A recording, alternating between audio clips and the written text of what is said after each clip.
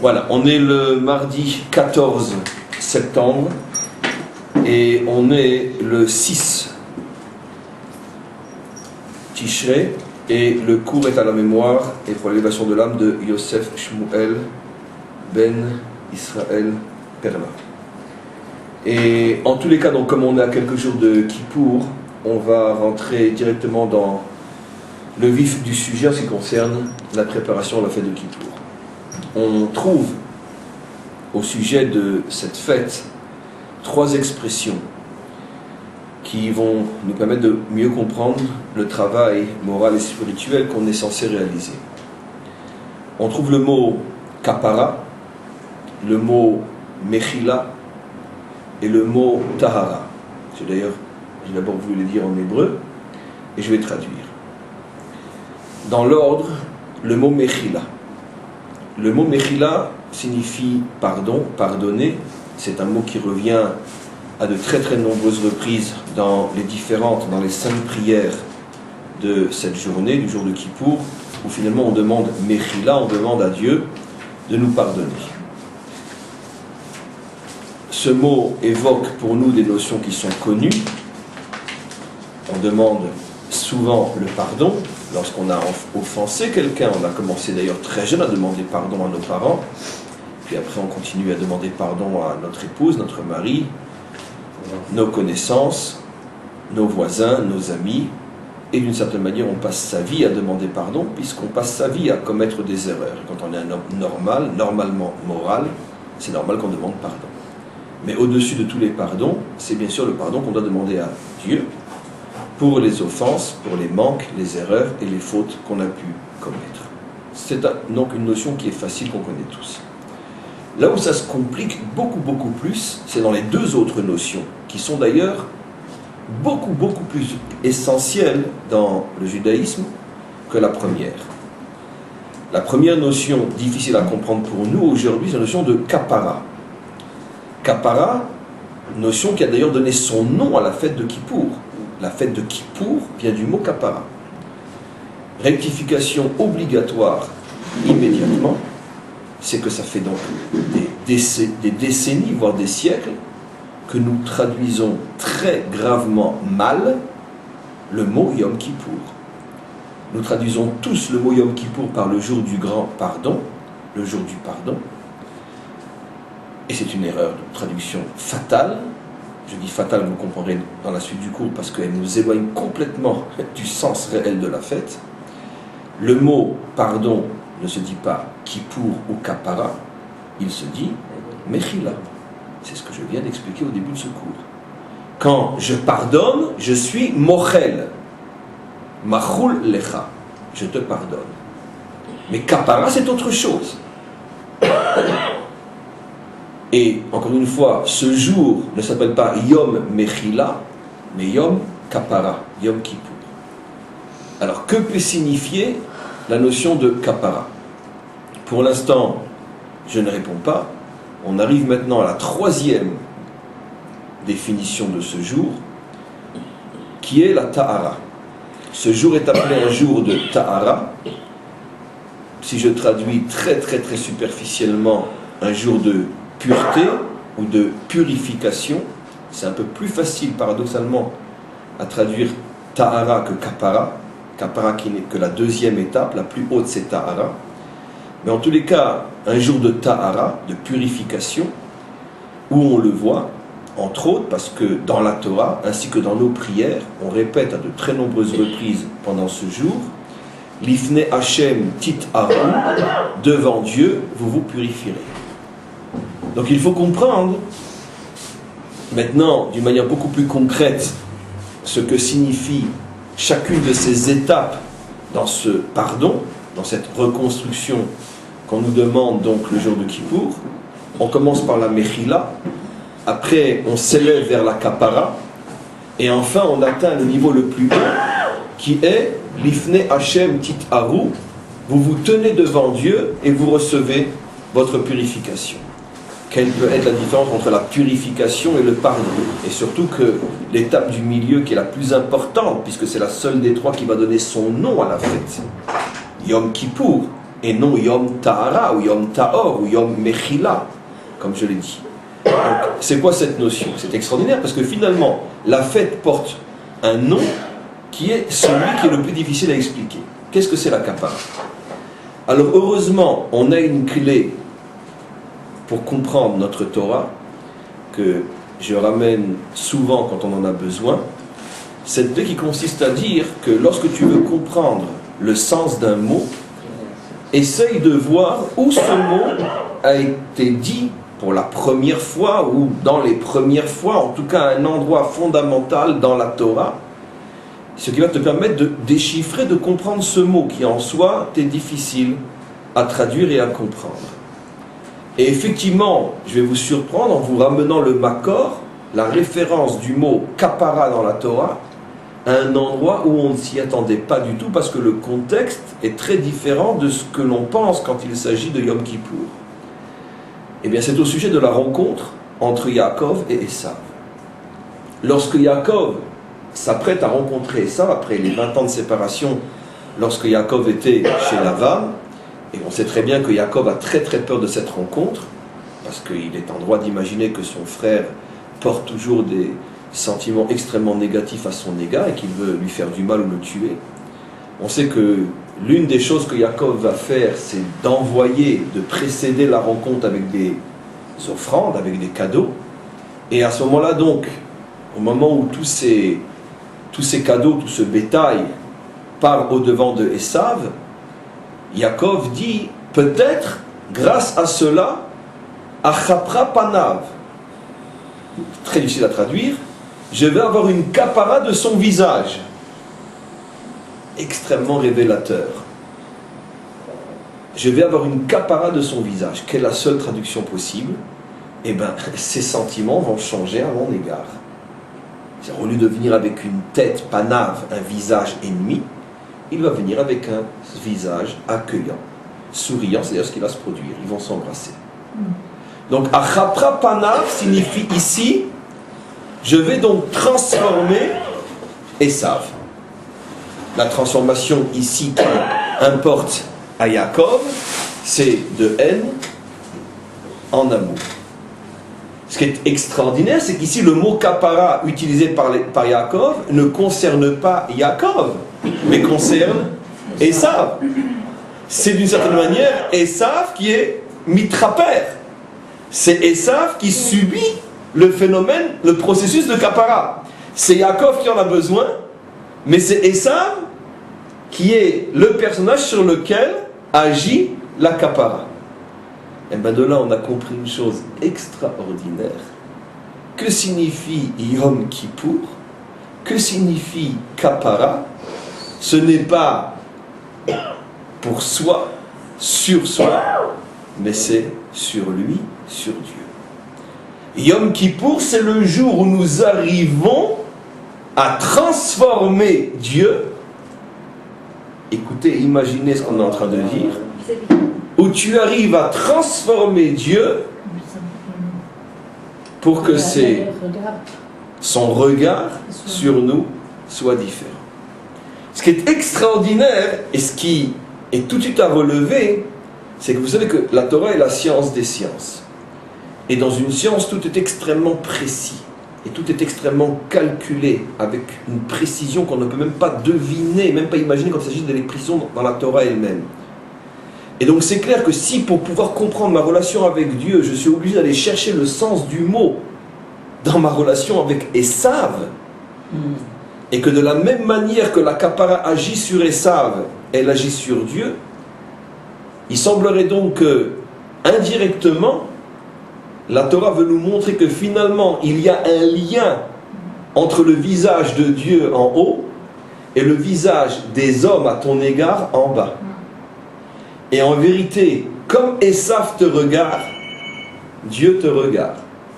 Ou dit d'une autre manière, c'est parce que Dieu te regarde de cette manière que Esav te regarde de cette manière. Ou dit encore une fois d'une autre manière, sache que le reflet de ce que Dieu pense de toi, le miroir, c'est les nations à ton égard.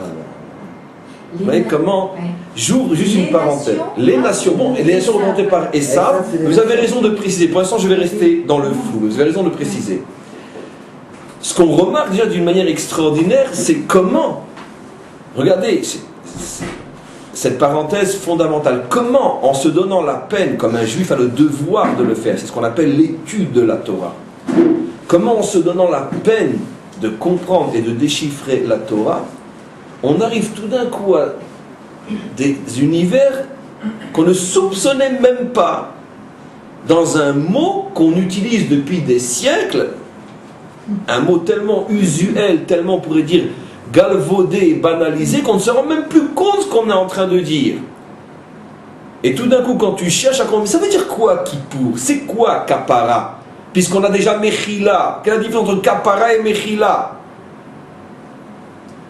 Alors maintenant on comprend pourquoi ce jour s'appelle Yom Kippour et non Yom Mechila. Parce que pour obtenir le pardon, il faut d'abord agir sur lui.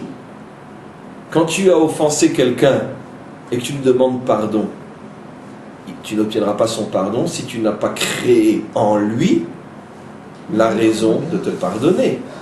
Il faut donc que tu changes quelque chose chez lui, son regard sur toi. Il est évident que pour changer son regard sur toi, il faut que tu changes toi aussi. Mais ça ne suffit pas, mes amis. La Torah aurait très bien pu trouver un mot, et il en existe en hébreu, pour dire que ce jour fait allusion au travail sur soi, à la transformation sur soi, qui automatiquement entraînerait le pardon. Mais si la Torah a choisi un mot qui implique aussi que non seulement toi tu dois changer, mais lui aussi, ça nous montre quelque chose d'extraordinaire. C'est que finalement, le seul juge de ton changement, c'est pas toi, c'est l'autre. Il n'y a que l'autre qui peut apprécier si tu as changé. Parce que nous, on passe notre vie à demander pardon.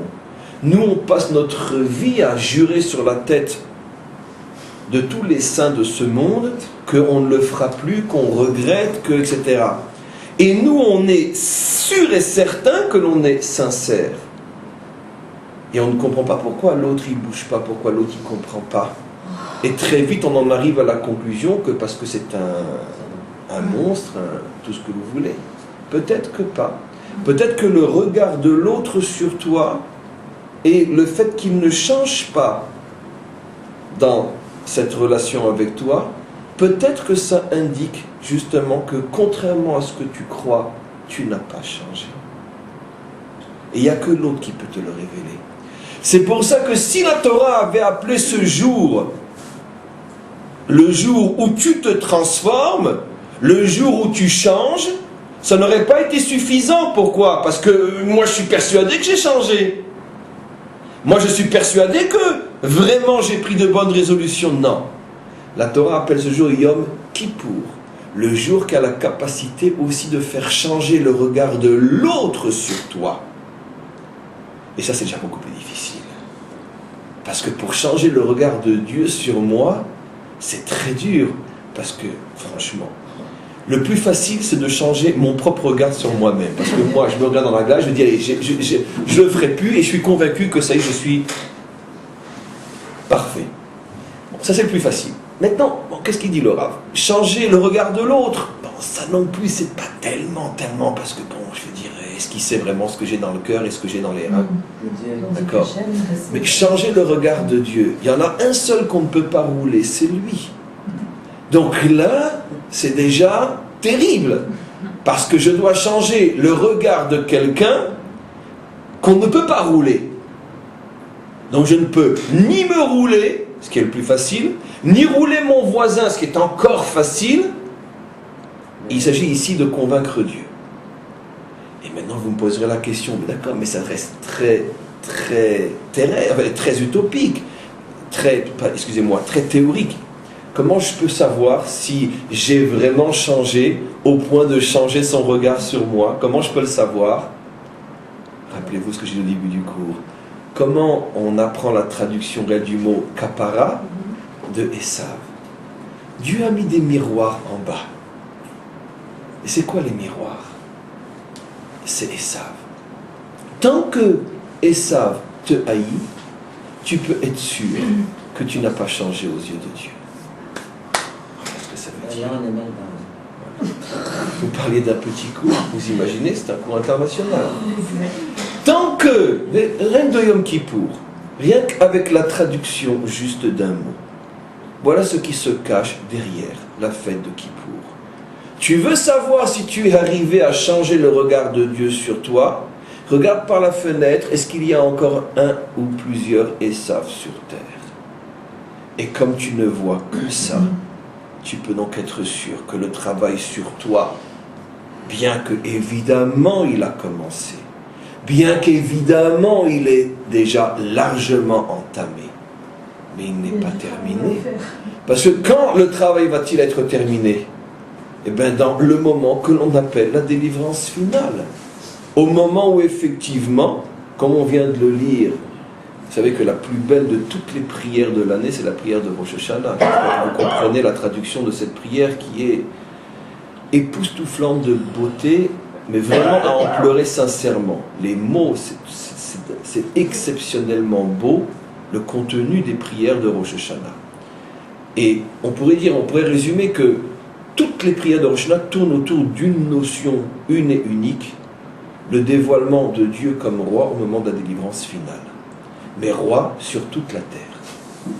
Et il y a un moment dans cette prière, que d'ailleurs on répète à Yom Kippour, où on dit Veyasu kulam aguda achat leovdecha velev shalem. Et toute l'humanité ne fera qu'une seule ronde pour te servir avec un seul cœur. Donc, cette vision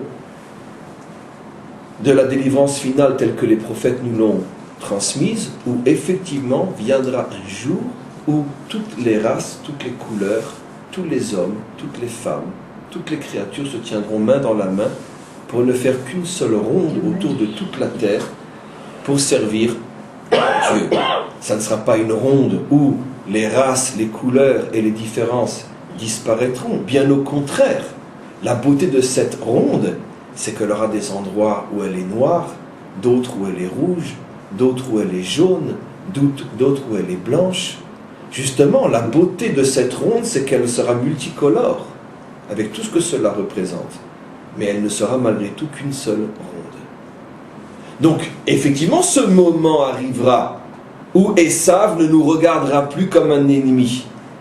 Mais ce que la Torah a le courage de nous dire, et surtout ce que les maîtres d'Israël ont surtout eux le courage de révéler, et c'est tellement juif cette révélation, c'est que l'ennemi n'est jamais l'autre. L'ennemi, c'est d'abord moi-même. Parce que je suis l'ennemi de moi-même, parce que je ne suis pas en règle avec moi-même, Dieu m'envoie son miroir dans ce monde qui est Esav. Et maintenant on comprend donc tout ce que Yaakov a fait. Yaakov connaît ce secret. Vous savez que les maîtres d'Israël nous répètent depuis des siècles, et plus encore, que toute l'histoire de la rencontre entre Yaakov et Esav est le microcosme de toute l'histoire juive, c'est-à-dire de notre confrontation avec Esav. Quand je parle de l'histoire juive, excusez-moi, de toute l'histoire juive de ce dernier exil, qu'on appelle l'exil de Édom.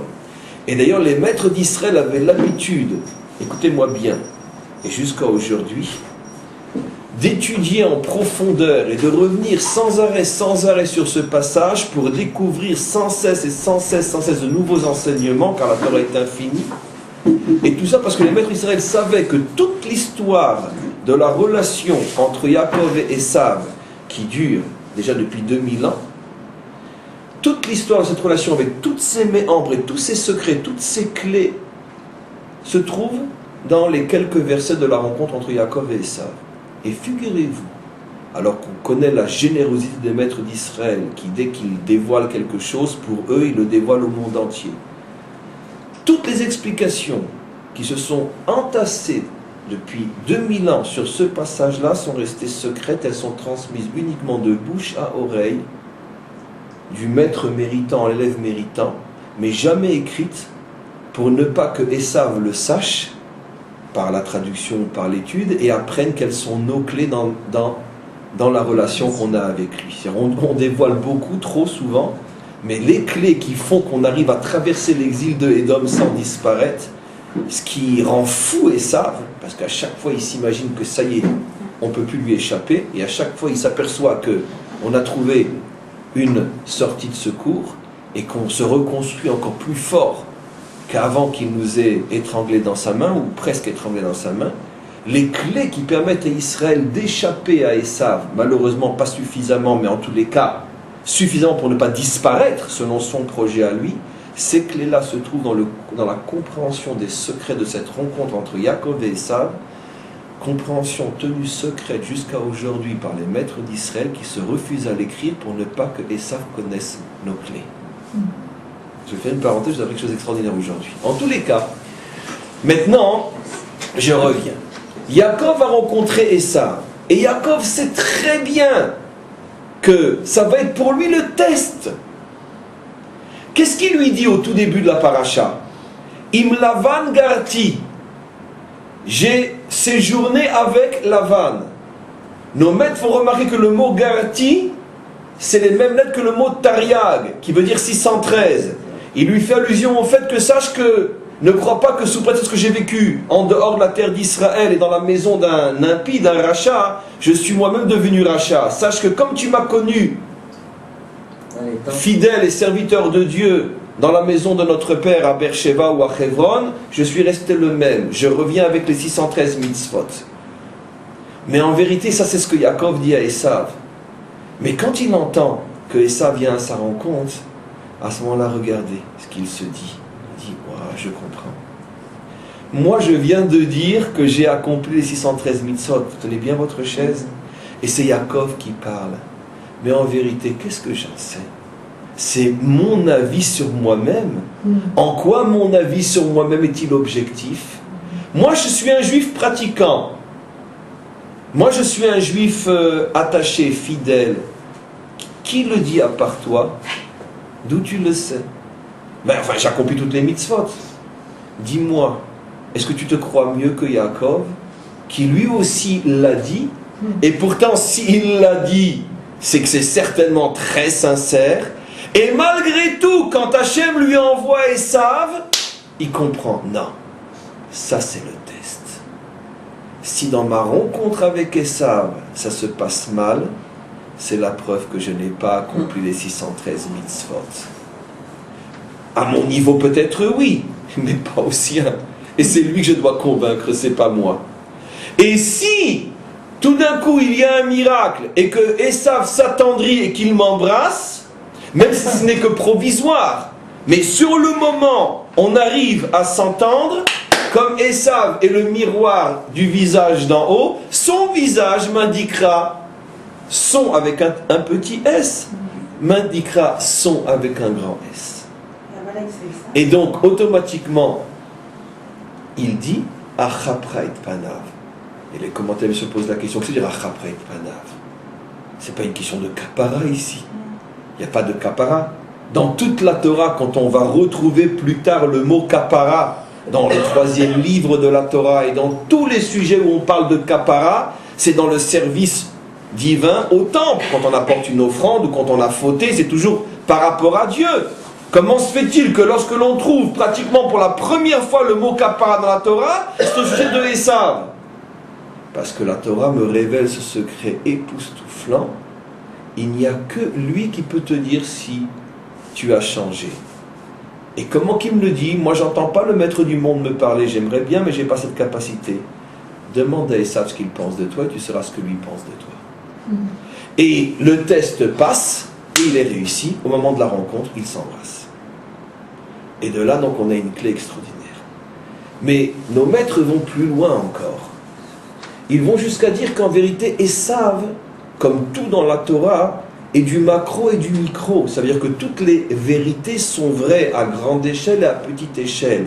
Il y a le Esav en tant que tel, qui est le 4e exil et tout ce qu'il représente.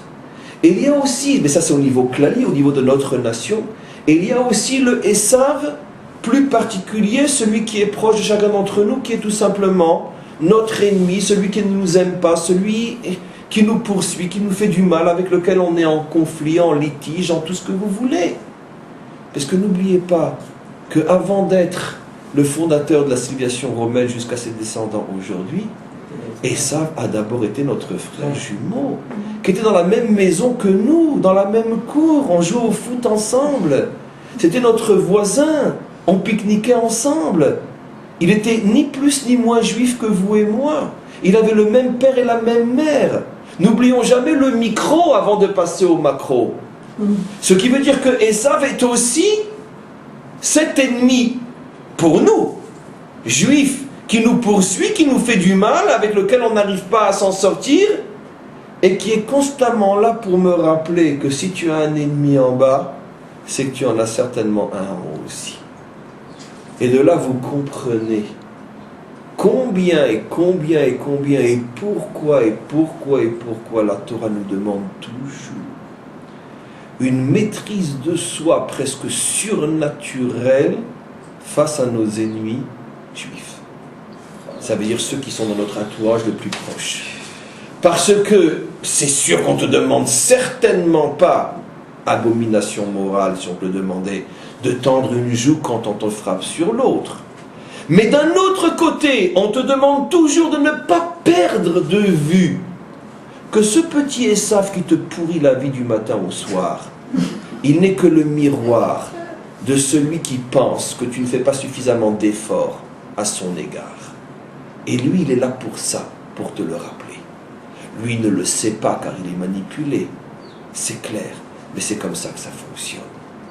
Parce que si véritablement tu faisais ce qu'il te demande de faire, ou d'une manière, si véritablement tu avais véritablement changé, tu n'aurais pas plein de petits Esav autour de toi.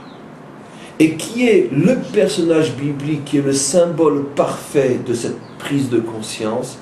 C'est bien sûr le roi David. Le roi David, qui est, disent nos maîtres, l'homme, le personnage biblique, qui a le plus souffert toute sa vie, plus que tout autre avant, pendant et après lui, de son entourage, jusqu'à ses propres femmes, ses enfants quand vous le tuez, nous ne parlons pas de ses amis, de ses confidents, de ses généraux, de ses serviteurs. C'est un homme qui a traversé toute sa vie en se retournant 150 fois par seconde pour voir s'il n'y avait pas un poignard d'un de ses enfants qu'on allait lui planter dans le dos. C'est un homme qui a toujours été trahi de la manière la plus cruelle dans l'amour sincère et désintéressé qu'il portait à ceux qu'il aimait, comme son propre beau-père, le roi Shaoul, etc. Et c'est un homme qui jamais, même lorsqu'il pouvait le faire, n'a fait du mal à ses ennemis. Lui, il a poussé ce que j'explique à l'extrême. Et comme je dis toujours, n'oublions pas qu'il s'agit d'un modèle biblique. Donc il ne faut surtout pas se prendre au sérieux et s'imaginer que nous aussi. Mais le modèle biblique est malgré tout une indication de ce vers quoi on doit tendre. Le roi Shaoul, qui était son pire ennemi, gratuit, méchant, sans aucune raison, car qui l'avait de plus fidèle serviteur que son propre gendre, David. 2 fois au moins, Shaoul est tombé dans ses mains, il aurait pu le tuer, il ne l'a pas fait. Une fois David n'a pas su maîtriser à 100 milliards de pourcents la colère qu'il avait contre cette injustice, et pour bien montrer à Shaoul que s'il avait voulu, il aurait pu le tuer, il lui a simplement coupé avec son épée le pan de sa robe, et il en a tenu un tel regret toute sa vie qu'il en est mort de crise cardiaque. Ça lui a arrêté son cœur, il est mort de ça, d'un arrêt cardiaque après s'être refroidi complètement. À l'âge seulement, pour un homme comme lui, de 70 ans. Il ne s'en est jamais remis d'avoir osé déchirer la robe de son ennemi. Quand il va sortir de Jérusalem et fuir comme un pauvre malheureux la capitale d'Israël et abandonner provisoirement la royauté parce que son propre fils le poursuit pour le tuer, arrive à Jérusalem et lui viole ses 18 femmes, lorsqu'il sort dans cet état, vous imaginez, de déchéance, de désespoir, de manière de parler, et que se dresse face à lui le fameux Shimi Ben Gera, chef du Sanhédrin de l'époque, vous imaginez l'impact, qui est d'ailleurs tellement sûr que de toute façon David est à moins que rien, qu'il ne prend même pas les précautions de venir armé ou entouré ou protégé. Seul il se dresse contre David, qui est malgré tout armé avec quelques soldats, et il le traite de débauché, de meurtrier, d'idolâtre, et de toute façon tu n'es même pas un juif, puisque la conversion de Ruth était remise en cause par une partie d'Israël. Il le traite de tous les noms. À ce moment-là, son porteur d'armes veut le tuer, et David dit, laisse-le, c'est pas lui qui parle, ça vient d'en haut. Ça vient d'en haut. Ça c'est David. Alors chez lui c'est poussé à l'extrême, mais c'est pour ça qu'il est devenu David. C'est pour ça qu'il est devenu Mashiach. Parce que lui a compris ce principe fondamental. Il n'y a en bas que des miroirs du visage d'en haut. Fais attention. Ah, maintenant ça veut dire, parce que de là la peau de banane vers l'abomination est évidente. Ça veut dire dans ce cas-là, bah allez continuez, tapez dessus, allez, massacrez-moi, faites ce que vous voulez. Non, non, non. Bien sûr, tu te défends. Bien sûr, tu vas même des fois jusqu'à tirer le premier. Abba le orgecha, ashkem ve orgo. Celui que tu sais qu'il veut te tuer, devance-le et tue-le. La Torah est extrêmement réaliste. Elle haït l'utopie, parce que l'utopie tue les hommes, à force de vouloir les tenir plus haut que ce qu'ils peuvent être. Mais ce que la Torah veut nous montrer, c'est qu'en même temps que tu as, en tant qu'homme vivant sur terre, le devoir de te protéger, de te battre et de te défendre, en même temps tu as l'obligation, devoir et obligation, l'obligation de savoir que si tu n'étais pas responsable de ce qui t'arrive, ça ne t'arriverait pas. Et si tu te dis, mais je suis quand même quelqu'un de bien, je suis David, sache que ça ne te suffira jamais de te savoir bien à tes propres yeux. Tu dois être bien à ses yeux. Et effectivement, plus un homme grandit, et plus on est exigeant avec lui. J'ai rapporté du Merteuf et providentiel à titre de mesure de ce qu'est la morale authentique d'Israël. Dans le cours de ce matin, l'exemple de Réhouven, qu'on accuse dans la Torah, c'est un verset cru et dur, qu'on accuse dans la Torah d'avoir eu une relation avec la femme de son père. C'est dit clairement, Vaishkav, il a couché avec. Et toutes les preuves possibles et inimaginables sont rapportées de la Torah elle-même par les maîtres d'Israël pour prouver que c'est impossible que ça se soit passé tel que c'est dit. Mais ce que la Torah veut dire en vérité, et on trouve des milliers de preuves à ce sujet dans la Torah, que la Torah a un langage qui correspond au niveau de celui auquel elle s'adresse, que ce que la Torah veut nous faire comprendre, c'est que comme Réhouven, qui était un homme saint et extrêmement pudique, est rentré dans la chambre à coucher de la femme de son père et il a vu sa chemise de nuit sur son lit, ou le parfum à côté, et qu'il a eu une fraction de seconde, une pensée, pour un homme comme ça, c'est considéré comme s'il avait couché avec. Parce qu'un homme est jugé en fonction de son niveau. Donc tu ne peux jamais dire, moi je suis quelqu'un de bien. C'est à lui de le dire, parce que d'abord tu ne sais pas apprécier réellement la gravité d'une faute, mais aussi tu ne sais pas non plus apprécier la grandeur de ton âme. Et peut-être que tu es plus grand que tu l'imagines, donc il y a à ton égard une exigence plus grande encore que tu l'imagines. Donc la teshuva de l'un ne suffit plus pour l'autre. De même, ce qui était bien pour toi hier ne l'est plus aujourd'hui. Si malheureusement, quand tu étais à Paris, et que malheureusement, par ignorance, par manque de force et de volonté, ou de tout ce que tu veux, ça t'arrivait de ne manger que du poisson dans un restaurant non cachère lors d'un repas d'affaires, mais je n'ai pris que du poisson, je n'ai pas pris de viande. Et bon, après toutes les excuses du monde, bon, mais d'accord, c'était Paris. Mais si tu vas manger maintenant dans un village druze en Israël, tu dis je ne mange que du houmous, là, excuse-moi, t'es une tête à claque. Parce que là, tu peux manger du houmous partout sans avoir besoin de rentrer dans un village druze. Donc, et de manger non cachère. Bon, je donne un exemple idiot, mais vous comprenez ce que je veux dire. Tu as changé, le contexte n'est plus le même. Donc, automatiquement, le jugement sur toi n'est plus le même. Et ne t'étonne pas si tu ressens des exigences qui n'existaient pas lorsque tu étais plus jeune ou dans un autre contexte où tu étais plus ignorant. Ben oui, c'est très grave d'apprendre. C'est très grave de venir habiter à Jérusalem.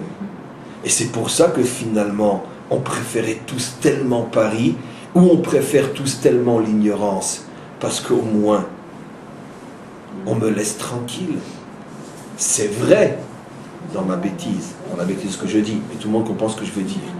La connaissance se paye, la sainteté se paye, la proximité d'avec Dieu se paye. Donc tu ne peux pas dire je ne suis pas plus mal qu'avant, alors pourquoi c'est pire qu'avant? Mais tout a changé. Donc automatiquement, on comprend pourquoi un homme comme Réhouven, s'il rentre dans la chambre de cette femme, c'est considéré comme s'il avait été avec. Parce que c'est Réhouven, justement. Sois content qu'on te juge comme ça. Ça prouve que t'es Réhouven. Le fils aîné de Yaakov, t'aurais été Monsieur Tartompion, qui aurait parlé de toi. T'aurais même pas eu ton nom dans la Torah. Même pas l'espace entre deux lettres où t'aurais mentionné. Vous comprenez ? Mais quand on veut mériter d'avoir son nom 10, 15, 20 fois dit dans la Torah, ça se paye cher. Tout le monde comprend les applications pour chacun d'entre nous. Donc on a compris quelque chose d'extraordinaire. Donc on comprend maintenant pourquoi ce jour s'appelle Yom Kippour. Pour nous faire comprendre en un mot près les 40 minutes du cours d'aujourd'hui. Sache que ne te dis jamais j'ai changé, je suis sûr, ça ne suffit pas. Tu ne peux pas savoir si tu es sûr, si tu as changé. C'est aux autres de dire, et surtout à l'autre par excellence qui est le maître du monde. Mais comment tu veux que je sache ce qu'il pense de moi? T'inquiète pas, tu as des points de repère. Tant que tu sens dans ta vie des accusations, des forces négatives, parce que c'est pas seulement des hommes, maintenant j'affine. Tu sens des problèmes, tu sens des tensions, tu sens ce qu'on appelle en langage des maîtres d'Israël, des kitrougim, des accusateurs, mais dans le sens que tu sens des tensions constamment, ça va pas, je sais pas pourquoi, je suis mal dans ma peau. Tant que tu sens ces pressions et ces dépressions, tu peux être sûr d'une chose, la kapara n'est pas terminée. Et des fois, elle n'est même pas commencée. Ça c'est clair. Pourquoi? Parce que si véritablement tu étais à ce niveau de service divin, tu ne ressentirais pas toutes ces tensions et ces pressions. Je précise, je ne dis pas que tu n'aurais pas des difficultés, car il n'y a que les morts qui n'ont plus de difficultés, et encore dans ce monde. Mais dans ce monde, tant que tu es vivant, tu auras des difficultés. Mais tout le problème est comment tu le vis. Est-ce que c'est une pression qui te déprime, une pression qui t'opprime, ou une pression qui t'élève, que tu sublimes, et dont tu te sers pour t'élever plus encore, comme j'explique toujours et comme je l'ai déjà expliqué. Alors maintenant, on va continuer. On comprend donc pourquoi ce jour ne pouvait pas s'appeler Yom Mechila, qui est le jour du pardon. D'où la traduction terrible. Vous allez comprendre pourquoi. Vous devez à partir d'aujourd'hui, et transmettez-le et faites-le savoir, et dites-le à qui veut bien l'entendre, ne dites plus jamais le jour du pardon. Et même que nous on le dit en hébreu, ne traduisez plus jamais pardon. Pourquoi? C'est une abomination. C'est quand je dis le jour du pardon, ça veut dire quoi? Ça suppose que c'est hop, c'est tic-tac, c'est facile? Kippour, pardon? Non. Vous voyez le piège qu'il y a dans la traduction? Quand tu appelles ce jour le jour du pardon, ça veut dire que ce que tu ne retiens, c'est que tu vas être pardonné. Mais quand tu l'appelles le jour de Kippour, tu retiens l'essentiel, le travail que tu dois faire. Voilà. Et bien sûr, exactement, comme si tu étais dans un état de grâce. Le jour du pardon est devenu le jour de grâce, finalement, à cause de cette traduction meurtrière. Non, ce n'est pas un jour de grâce. C'est un jour de véritable travail. Vous savez qu'on doit normalement sortir de Kippour, mais crever, lessiver. Pas par le jeûne, mais par le travail du jour. C'est le jour où on travaille le plus de l'année. C'est un jour, c'est 25 heures, parce que c'est en gros 26 heures de travail intense sur soi, sincèrement, de prise de conscience, en espérant que les choses vont s'améliorer. C'est le jour de la signature, comme on l'appelle, le jour de la Khatima. C'est un jour extrêmement important. Donc on comprend pourquoi ce jour ne pouvait pas s'appeler stupidement Yom Mechila, le jour du pardon. Donc il ne pouvait s'appeler que Yom Kippour. Mais maintenant, on a vu qu'il a un autre nom, bien que ce n'est pas son nom officiel, mais une notion qui revient aussi constamment, c'est Tahara. L'Ifne Hashem, Titaru, devant Dieu, vous vous purifierez. Alors, que signifie purification? Que signifie Tahara? Ça signifie deux choses au moins parmi une infinité de choses. Et ces deux choses parmi l'infini, je vais les expliquer. Une chose d'abord à un niveau très simple, mais ô combien important, et une autre chose à un niveau un peu plus profond. Première chose, à un niveau simple, c'est que le mot Tahara, tout de suite, implique pour nous qui connaissons plus ou moins ce que c'est la pureté et surtout comment qu'on devient pur, indique pour nous quelque chose d'extraordinaire sur le plan du travail qu'on doit réaliser. Vous savez que l'une des conditions, sans rentrer dans les 1001 détails, l'une des conditions pour se purifier après avoir contracté une impureté, c'est de se tremper donc dans un mikvé, dans un bain rituel, qui doit avoir une certaine mesure. On ne peut pas rentrer chaque détail de ces lois et d'une importance que vous ne pouvez même pas imaginer, mais retenons le cheveu parmi l'infini qui nous intéresse nous. L'une des lois nous dit qu'on doit se tremper entièrement, au point que même si un seul cheveu reste à l'extérieur, c'est pas grand chose un cheveu, un seul cheveu reste à l'extérieur, c'est comme si on ne s'était pas trempé du tout. C'est rien. C'est comme si tu étais resté dans le désert, à 50 à l'ombre. Rien. Pas une goutte d'eau. C'est pas que tu es trempé à 99%, donc l'impureté est partie à 99%. C'est que tu es comme quelqu'un qui est dans le Sahara, pas une goutte d'eau est venue sur ton corps. C'est tout ou rien. Ça, c'est la condition sine qua non pour arriver à la notion que le judaïsme appelle Tahara. C'est tout ou rien. Il n'y a pas, bien sûr, de demi-mesure, qui est déjà plus que du tout ou rien. Il n'y a même pas de 99,9 mesures. C'est tout ou rien. Et vous me poserez la question évidente, mais alors c'est impossible, on la laisse tomber, allons manger un bon sandwich à Kippour. Chez les Druzes, puisque chez les Juifs on ne trouvera pas. Donc allons manger un bon sandwich à Kippour, puisque de toute façon si c'est tout ou rien, et tout tel qu'on l'a expliqué, même pas un cheveu dehors, le tout ou rien n'est pas objectif. Dans ce cas-là, il est subjectif. C'est-à-dire, tout ou rien sont ce que toi, tu dois prendre sincèrement l'engagement que c'est tout ou rien. Maintenant que effectivement dans la réalité, dans le concret, dans l'histoire et dans le temps, on sait tous qu'entre l'engagement sincèrement pris et sa réalisation, il y a toutes les méandres et toutes les déceptions et toutes les trahisons de l'existence, ça on le sait. Mais au moment où tu te trempes, ça doit être total. La preuve, même au niveau d'une purification concrète, quand tu rentres dans le mikvé, tu es trempé entièrement. Rien ne te protège de 5 minutes après recontracter une impureté. Rien ne te protège. Tu n'as pas une armée devant toi qui te protège et qui te sépare de tout ce qui peut t'amener à être impur. Mais au moment, à ce moment présent, voilà, je suis pur. Ça va tellement loin cette notion que le Tanya, que normalement on fait aujourd'hui, le Tanya révèle quelque chose d'extraordinaire. Il dit qu'un homme, mais ne croyez pas qu'il nous donne une clé facile, parce que je vous garantis qu'elle est pratiquement impossible à réaliser. Mais il dit que supposons un homme qui sincèrement, à chaque moment de son existence, veut véritablement et sincèrement faire le bien, il est considéré comme un homme qui ne faute jamais. C'est ce qu'il appelle le fameux Benoni, mais d'après le Tanya. Ça veut dire quoi?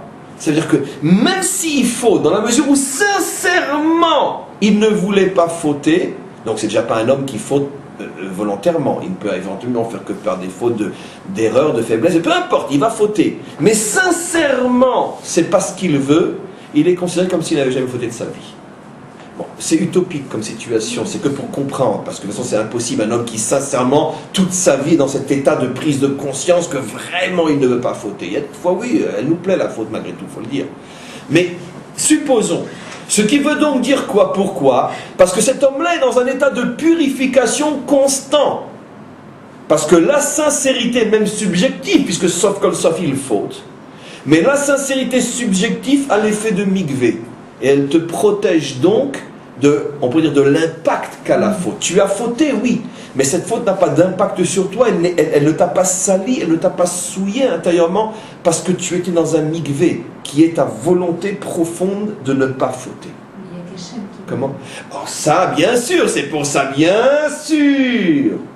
C'est pour ça que ce jour ne peut pas s'appeler Yom Tara, mais Yom Kippour, parce que ça, c'est la clé de tout. Ça, c'est la clé de tout. C'est jamais toi qui juges chez lui, Kappara, Kippour. Mais malgré tout, une fois que tu as cette clé, tu dois aussi savoir que le fait que toi, tu veuilles de toutes tes forces te purifier, c'est ça en soi déjà une purification. Maintenant, celui qui juge si tu es sincère, c'est pas toi. Ça, on l'a déjà expliqué. Comprenez? C'est comme, excusez-moi l'exemple simple, je veux dire, j'ai un examen, j'ai vraiment préparé mon examen, j'ai répondu à toutes les questions, je suis sûr d'avoir 100 sur 100. Mais c'est quand même pas à moi de corriger. On a tous compris l'exemple. Et il se peut que tu auras 100 sur 100, mais c'est pas à toi de corriger.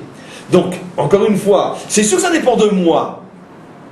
Et c'est sûr que moi je dois être sincère et je suis sûr que je suis sincère. Mais quoi qu'il en soit, celui qui note, c'est lui, c'est pas toi. Ça, c'est Kappara. Mais on a donc compris le premier niveau de Tara. Ce qu'on nous demande à Yom Kippour, c'est que nos engagements, maintenant je décode à notre niveau, soient sincères. Qu'on ne commence pas à raconter et à se raconter des histoires. Et je jure que je dirai plus jamais de la Shonara. Fais attention à ce que tu dis. D'accord? Parce que mieux vaut se taire que d'être idiot. Ça veut dire, prends, même s'il faut 5 heures, pour bien réfléchir à l'engagement que tu vas prendre. Tu as le temps, tu as 26 heures, Yom Kippour. Prends 5 heures, mais réfléchis bien. Ce que ça veut dire, tu as pu dire de médisance. Je ne me mettrai plus jamais en colère. J'ai trop souffert de la colère pendant 1 an. J'ai vu trop de fois mon couple, mes amis, mon association au bord du précipice. C'est fini, je ne veux plus. D'accord? Mais attention avant de le dire et de le prendre comme engagement. Attention. Est-ce que tu t'es mis dans le mikvé de cet engagement? Est-ce que tu es sûr que tu n'as pas un cheveu qui dépasse? Ça, c'est le travail qu'on te demande. C'est épuisant, Kippour. Kippour est un jour épuisant. Surtout que nous, c'est pas seulement la médisance, la colère, etc. On vient avec des camions.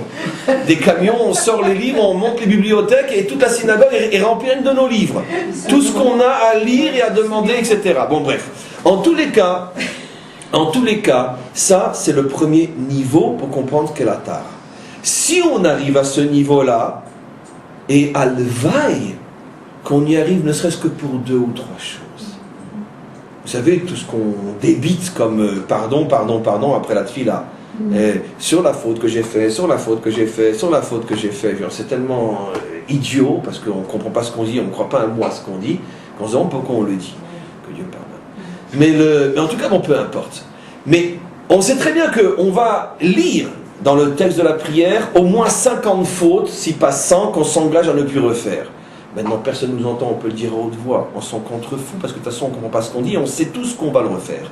Donc, alors quoi? C'est un jeu? Non. Prenons au moins 2 ou 3 ou une chose. Voilà, ce Yom Kippour, je décide qu'à part toutes les bêtises que je vais dire, que je ne ferai plus, que je referai bien sûr, j'en prends une. Et là, ça va être mon travail de Kippour. Par rapport à cette chose-là, je rentre au mikvé. Je ne laisse pas un cheveu dehors. La colère, est-ce que je vais y arriver? Alors, je vais essayer maintenant de revivre les situations dont je me rappelle cette année qui m'ont amené à des débordements terribles de colère. Si je me retrouvais dans la même situation, est-ce que j'y arriverais? Est-ce que j'y arriverais? Bonne chose là. Maintenant que je connais tout le film, la cause, la colère, est-ce que j'ai failli perdre? Je réfléchis, si ça m'arrive nouveau, ça m'arrive nouveau. Combien d'heures? J'ai 26 heures pour me... 26 heures. Non, on peut y arriver. On peut y arriver. On peut y arriver. Si on sort de Kippour rien qu'avec une perle précieuse comme ça, vous imaginez ce que c'est Kippour? Une nouvelle année sans colère? Vous imaginez? Waouh! On comprend pourquoi on a besoin de au moins 70, 80 kippour dans notre vie, c'est le nombre d'années. Parce qu'au moins qu'on arrive à corriger 70, 80, 90 défauts, ce qui serait déjà pas mal.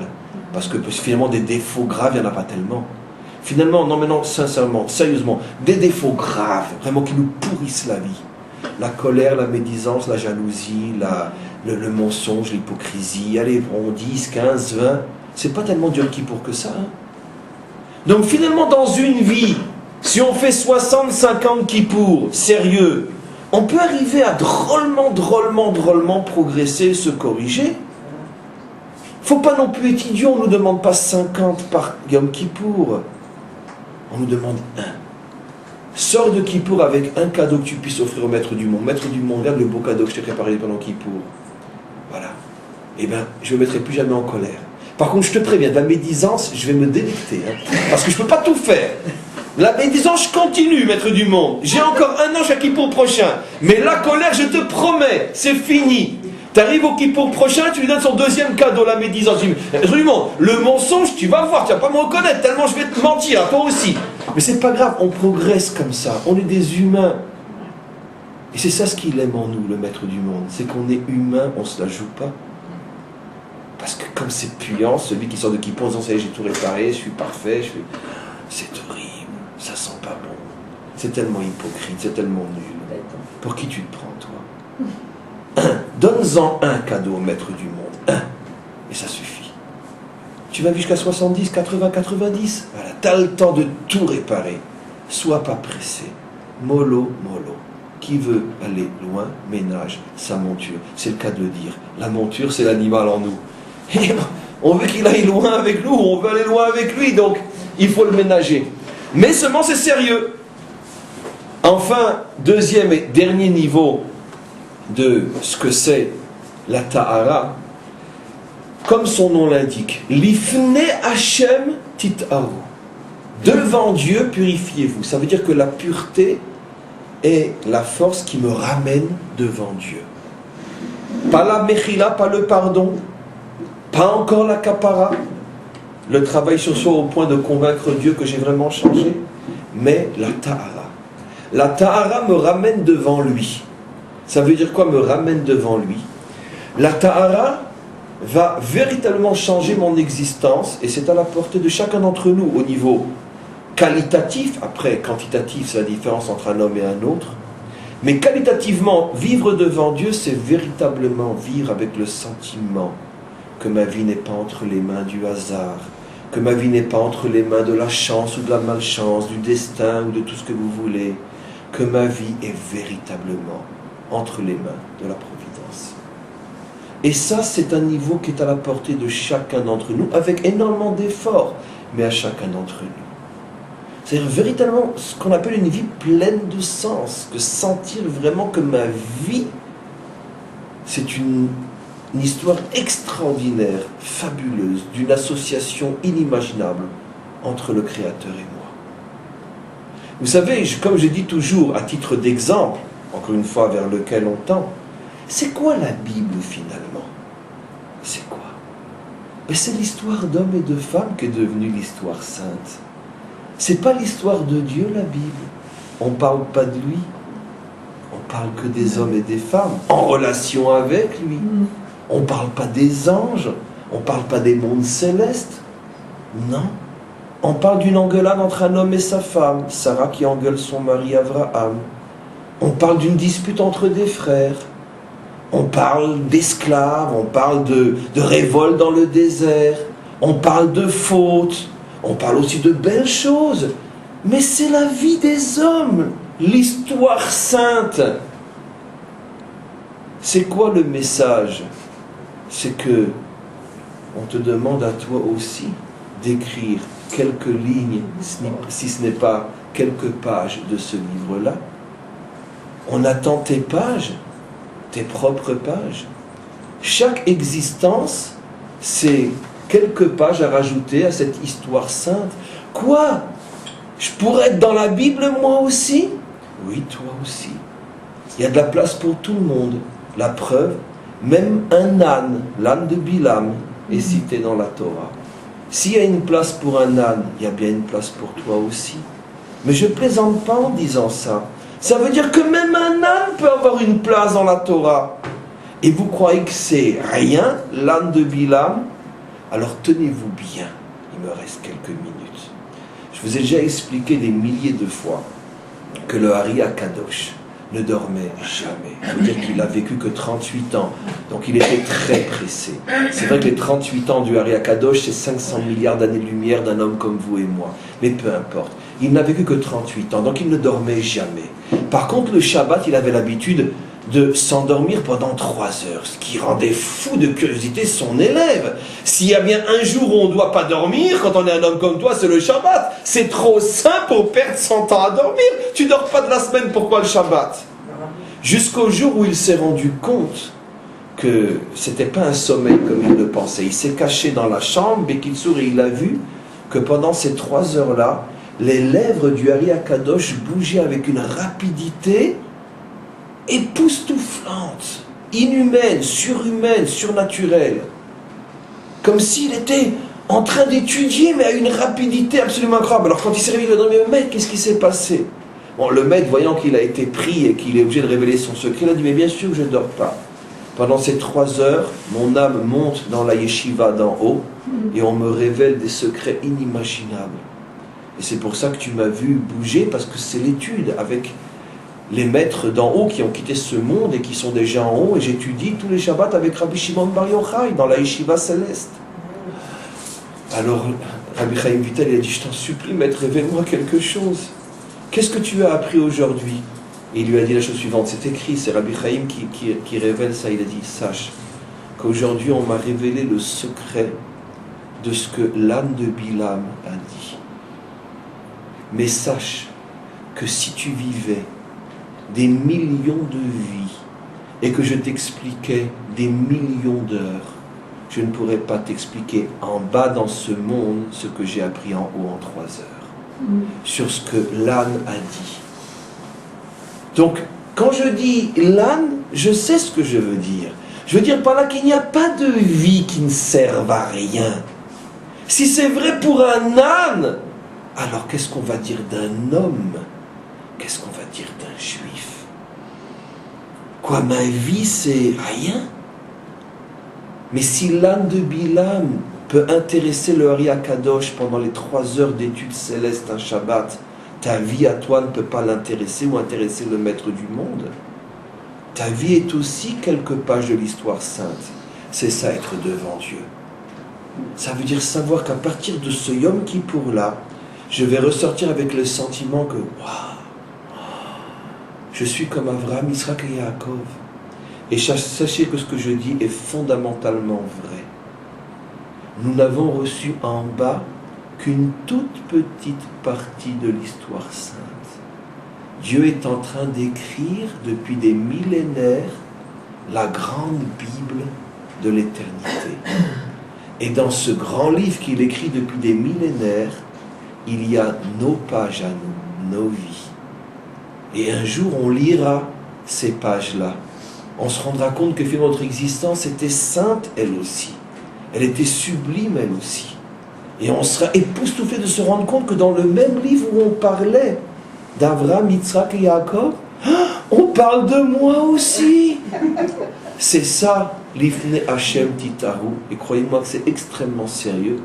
Et qu'on soit zoré, qu'on ait le mérite de passer un très très bon, vrai et profond Yom Kippour. Amen. Vechen Yeratzon.